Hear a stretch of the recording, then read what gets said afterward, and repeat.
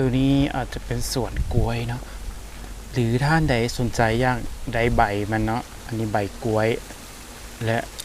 ตัวนี้เป็นใบกล้วยน้ำว้าเนาะอันนี้จะเป็นมะกล้วยน้ำว้าตัวนี้ก็มีจำหน่ายอยู่ในสวนเลยเนาะหรือท่านใดสนใจก็มาเอาซื้ออยู่สวนได้นี่เขามีกล้วยน้ำว้า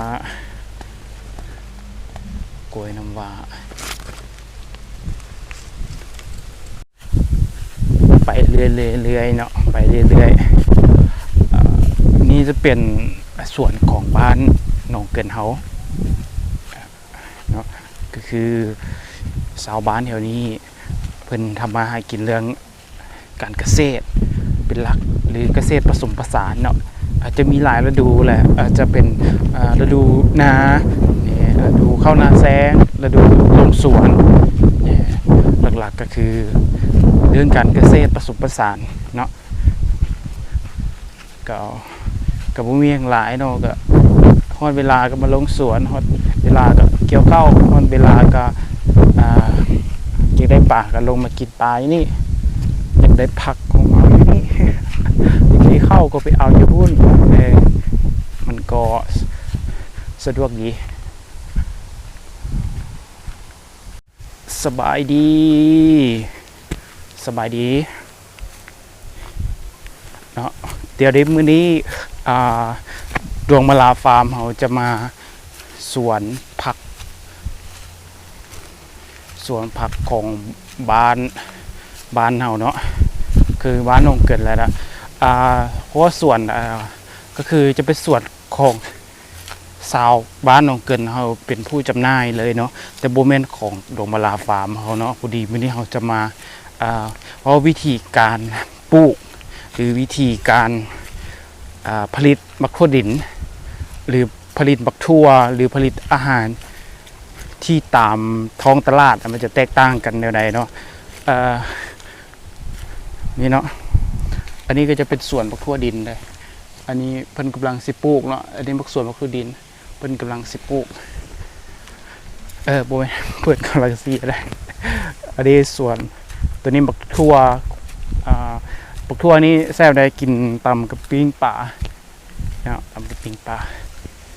ตัวนี้เป็นส่วนมันเผาฮัลโหลจะสบายดีเดี๋ยวที่เฮากำลังอยู่สวนบ้านหนองเกิดเนาะเป็นสวนที่จำหน่ายพวกอาหารเป็นพืชกสิกรรมหรือก็จะเป็นปลูกฝังเลี้ยงสัตว์อันนี้สวนบักทั่วดินเนาะหรือท่านใดสนใจเนาะอยากได้เอาไปขายนำท้องตลาดเนาะเดียวเขาก็มีจำหน่ายเนาะเพราะว่าอยู่บ้านนี่เพิ่นผลิตลายเนาะก็คือปลูกลายแหละถ้าท่านใดสนใจสามารถติดต่อหาทางดวงมาลาฟาร์มได้หรือถ้าท่านสนใจแท้ก็มาเอาอยู่บ้านของเกิดเฮาได้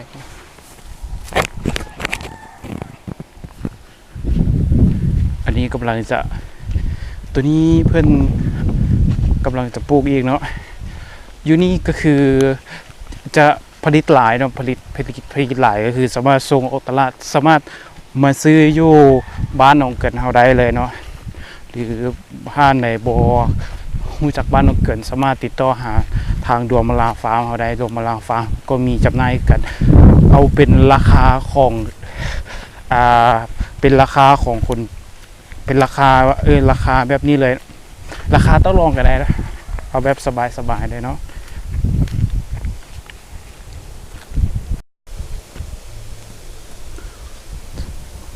สวัสดีเจ้ามาพบกับรายการมื้อนี้ดวงวลาฟาร์มเนาะจะมาผ่านท่านผู้ชมมาเบิ่งสวนเพราะว่าเป็นสวนที่เราจะจำหน่ายอยู่ในดวงวลาฟาร์มเนาะอันนี้จะเป็นมักทั่วดินเนาะเป็นมักทั่วดินแต่ตัวนี้จะเป็นมักทั่วเอิ้นว่ามักทั่วพื้นบ้านนะเอิ้นมักทั่วอยู่มักทั่วน้ำของแล้วก็จะมีมักสลีเนาะเราก็จะมีจำหน่ายมักสลีและจำหน่ายมักสลีมักทั่วดินนี่ หรือว่าเดี๋ยวนี้เรากำลังผลิตเนาะเดี๋ยวนี้เรากำลังผลิตใกล้ประมาณมันใหญ่เดี๋ยวถ้าผู้ใดหรือท่านลูกค้าคนใดจะสนใจอยากจับจองที่ดวงพลาฟาร์มเนาะเขาจะจำหน่ายเนาะอันนี้จะเป็นมักสาลีเนาะสาลีเพราะว่าบ้านนกเกินเราผลิตหลายเนาะผลิตหลายแล้วเราก็จะเป็นตัวแทนจำหน่ายหรือท่านใดอยากมาซื้ออยู่แถวสวนก็ได้เนาะสามารถมาจองเลยแต่เพราะติดทางเลข13 ไตเลยตัวนี้มะเขือขาวเนาะตัวนี้มะเขือขาวอันนี้เป็นเขือออร์แกนิกเนาะเขือปลอดสารพิษเลยเพราะว่าอันนี้หดน้ำจากแม่น้ำของเลยเนาะโดยเฉพาะเลยเนาะตัวนี้มะเขืออันนี้อาจจะเป็นมะเขือนะใส่ตำกับตำหุงตัวนี้ใส่ตำหุงนะนี่อันนี้จะเป็นมะฮุงเนาะเดี๋ยวเราก็จะไปต่ออีกเนาะส่วนนี้ก็คมเพราะว่าดีแท้อาจจะบูมิสารเคมีเลยใดๆได้ที่บ้านเพิ่นได้ปลูกนะที่สาวบ้านของเกินได้ปลูกอาจจะบูมีสารเคมีใดๆบางเทื่อจะใส่ฝุ่นจากคอกที่จะเป็นขี้งัวขี้ไก่แบะฝุ่นแบบ100-3เลยก็เป็นฝุ่นคอกนะส่วนหลายอาจจะใส่ฝุ่นคอกเนาะเน้นๆหลักๆก็คือผลิต1ก็คือผลิตปักทั่วดินแล้วก็2ก็คือหมักมันเผา1เน้นหลักๆก็คือผลิตปักทั่วดิน2ก็คือมันเผา3ก็หมักเล่น4ก็หมักทั่วบักทั่วน้ำขอกนะนี่ก็เป็นทางล่างนี่ก็เป็นสวนเนาะดินก็สวนบักทั่วดิน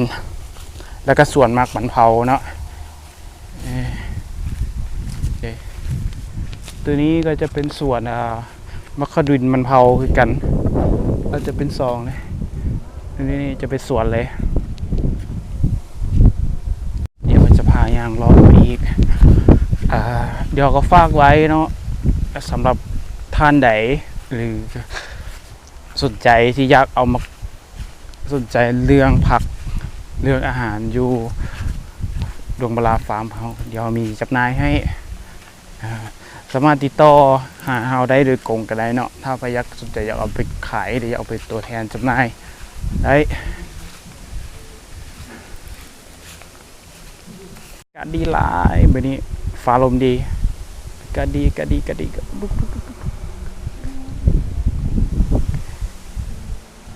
เดี๋ยวให้เบิ่งบรรยากาศอยู่ใกล้แม่น้ำโขงและอยู่แคมป์ฟังแม่น้ำโขงและมีอาหารการกินอีก ตอนอย่างน้อยก็มักจะมาซอกกินมันเผาแถวนี้หรือมันเผาแซ่บได้เนาะจะฝากไว้กับไฟฝากไว้ตัวนี้ฝากไว้